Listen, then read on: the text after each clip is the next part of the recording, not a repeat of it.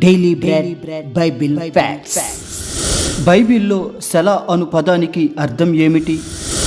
మరణాత అని ఎందుకు అంటారు? షాలేము అని ఎందుకు అంటారు? హోసన్న అను పదానికి అసలైన అర్థం ఏమిటి అనే విషయాలు ఈ వీడియో ద్వారా పూర్తిగా తెలుసుకుందాం. ముందుగా సెల అంటే ఏమిటో తెలుసుకుందాం. బైబిల్లో కీర్తనల గ్రంథం చదివేటప్పుడు మనకు వచనం చివరన బ్రాకెట్లో సెల అను పదం కనిపిస్తూ ఉంటుంది. ఆ సెల అను పదం ఎందుకు ఉపయోగించారు? అసలు బైబిల్లో సెల అను పదం ఎన్నిసార్లు వ్రాయబడిందో ఇప్పుడు తెలుసుకుందాం. సెల అను పదం బైబిల్లో మొత్తం 74 సార్లు వ్రాయబడింది. అది కూడా పాత నిబంధనలో మాత్రమే వ్రాయబడింది. క్రొత్త నిబంధనలో వ్రాయబడలేదు. ముఖ్యంగా అత్యధికంగా కీర్తనల గ్రంథంలో 71 సార్లు వ్రాయబడింది. హబక్కూకు 3వ అధ్యాయంలో 3 సార్లు వ్రాయబడింది. ఇలా బైబిల్ మొత్తంలో 74 సార్లు సెల అను పదం వ్రాయబడింది. మొట్టమొదటిగా కీర్తనలు 3వ అధ్యాయము 2వ వచనంలో సెల అను పదం ఉపయోగించబడింది. సెల అను పదం హిబ్రూ పదాల నుంచి వచ్చింది. సెలాహ్ అను పదం నుంచి సెల అను పదం వచ్చింది. దీనికి అర్థం స్తుతించడం. మరియు సెలాల్ అను పదం నుంచి కూడా సెల అను పదం వచ్చింది. దీనికి అర్థం పైకి ఎత్తడం. మరియు సాలాహ్ అను పదం నుంచి కూడా సెల అను పదం వచ్చింది. దీనికి అర్థం విరామం. మొత్తంగా సెల అను పదానికి స్తుతించడం, పైకి ఎత్తడం, విరామం అను అర్థాలు వస్తున్నాయి. ఇప్పుడు ఈ సెల అను పదం ఎందుకు ఎప్పుడు ఉపయోగిస్తారో తెలుసుకుందాం. ఏవైనా కొన్ని ముఖ్యమైన పదాలు పలికినప్పుడు అవి ధ్యానించడం కోసం మధ్యలో విరామం తీసుకోవడానికి సెల అను పదం ఉపయోగిస్తారు.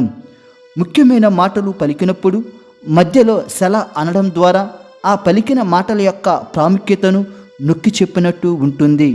అందుకే సెల అను పదం ఉపయోగిస్తారు. సంగీత గాయకులు మరియు సంగీత వాయిద్యాల కార్యక్రమం మధ్యలో విరామం తీసుకోవాలంటే సెల అను పదం ఎక్కువగా ఉపయోగిస్తారు. దీని ద్వారా గాయకులు మరియు వాయిద్యాలు వాయించేవారు విరామం మధ్యలో ఊపిరి పీల్చుకోవచ్చు. మీకు వివరంగా చెప్పాలి అంటే, దేవుణ్ణి స్తుతించడానికి ఒక పాట పాడి ఆ ఆరాధనలో చేతులను పైకి ఎత్తడం, మధ్యలో ముఖ్యమైన పదాలు ఉపయోగించినప్పుడు ఆ పదాల ప్రాముఖ్యతను తెలియజేయడానికి సెల అను పదం ఉపయోగిస్తారు. అందుకే సెల అను పదానికి స్తుతించడం, పైకి ఎత్తడం, విరామం అను అర్థాలు వస్తున్నాయి. అలాగే కీర్తనలు 9:16లో హిగ్గయోన్ సెల అని వ్రాయబడింది. హిగ్గయోన్ అంటే ధ్యానించండి లేదా గుర్తించండి అని అర్థం. అంటే రాగంలో ఉపయోగించిన పదాలను ధ్యానించండి లేదా వాటిని బాగా గుర్తించండి అని అర్థం. అందుకే హిగ్గయోన్ సెల అను పదం ఈ లేఖనంలో ఉపయోగించారు. మనం తరచుగా ఆరాధనలో ఆమెన్, హల్లెలూయా అను పదాలు ఎలా ఉపయోగిస్తామో పాత నిబంధన కాలంలో సెల అను పదాన్ని ఉపయోగించేవారు. కావున మనం కూడా దేవుని నీతి సత్యం కోసం ఆయనను స్తుతించడంలో మన హృదయాలను ఎత్తాలి. భూమి అంతా ఆయనను స్తుతించాలి. సెల. ఇప్పుడు మరణాత అని ఎందుకు అంటారో తెలుసుకుందాం. మరణాత అను పదం బైబిల్లో మనకు 1 కొరింథీయులు 16వ అధ్యాయము 22వ వచనంలో కనిపిస్తుంది. ఎవడైనను ప్రభువును ప్రేమింపకుంటే వాడు శపింపబడును గాక, ప్రభువు వచ్చుచున్నాడు. ఈ లేఖనములో కనిపిస్తున్న ప్రభువు వచ్చుచున్నాడు అను పదానికి ఫుట్ నోట్లో మరణ్ ఆత అని వ్రాయబడింది. మరణ్ ప్లస్ ఆత ని కలిపితే మరణాత అంటారు.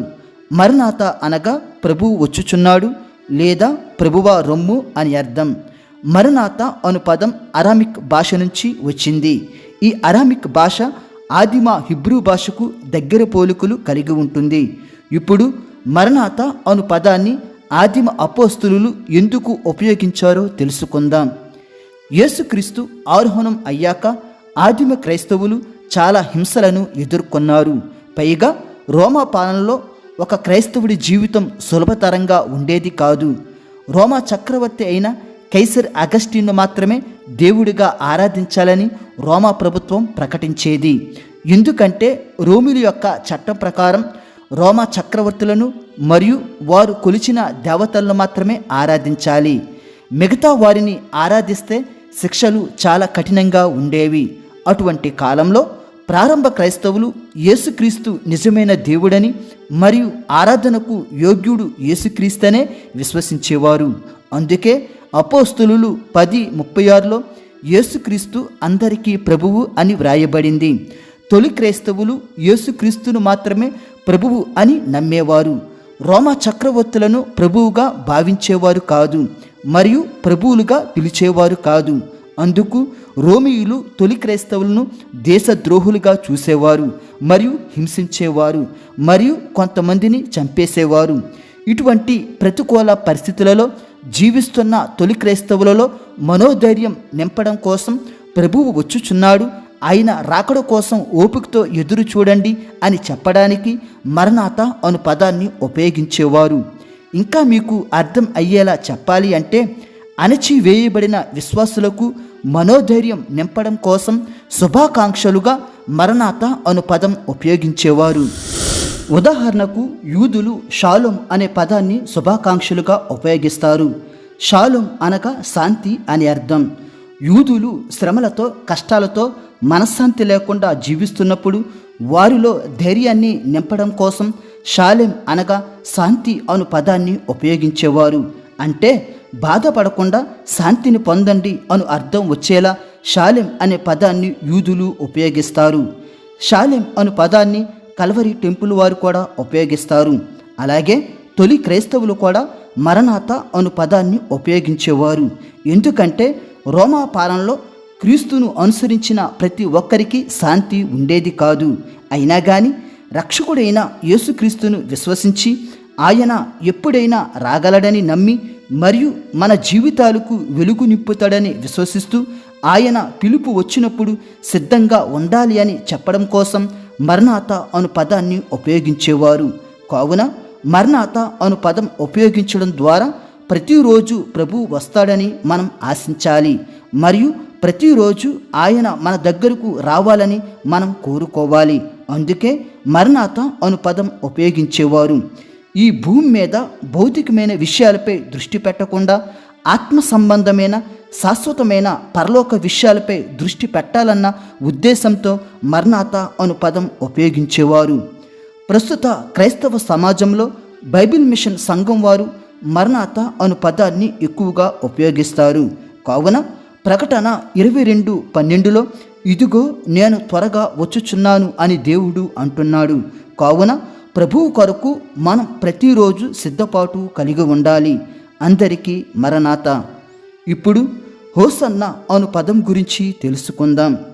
హోసన్న అను పదం మత్తయి 21:9లో కనిపిస్తుంది. దావీదు కుమారునికి జయము, ప్రభువు పేరట వచ్చువాడు స్తుతింపబడునుగాక, సర్వోన్నతమైన స్థలములలో జయము అని కేకలు వేయుచుండిరి.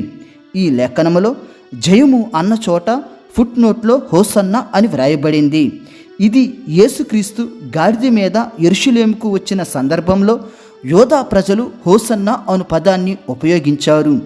దావీదు కుమారునికి హోసన్న హోసన్న అని యోధా ప్రజలు కేకలు వేశారు.